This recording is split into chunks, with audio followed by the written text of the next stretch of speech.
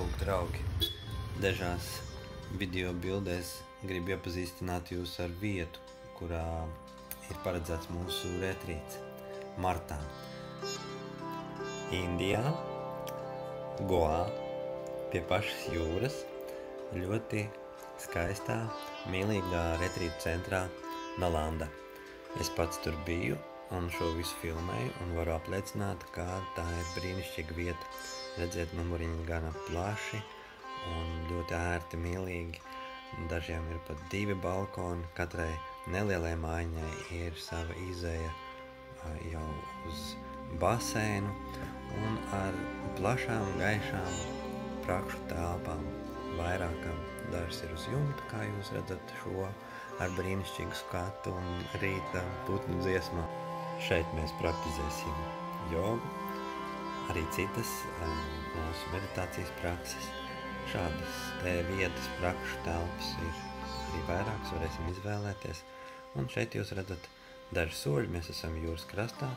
Šis ir centra restorāniņš, šeit notiek brokastis, vakariņas, zviedru galds, var vakariņot un vienlaicīgi vērot saules rietu. Viss ļoti gaumīgs, viss ļoti pārdomāts, asprātīgs. Šeit jūs mani redzēt, sasveicināties.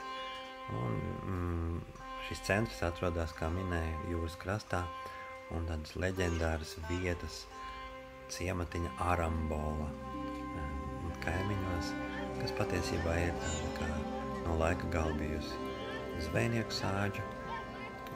Līdz šīm ir saglabājušās šīs zvejnieku tradīcijas, bet kopā ar hipijiem, frīkiem, visādiem garīgiem meklētājiem tas izveido skaistu tādu miksli.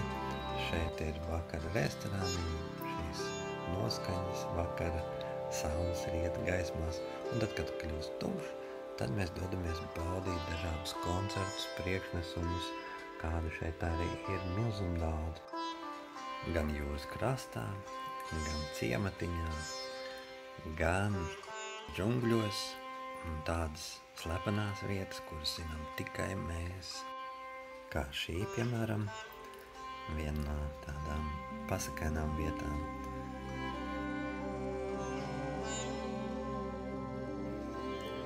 Paklausīsimies mirkli un sajūtiet to enerģiju, kurā dzīvo šajās vietās.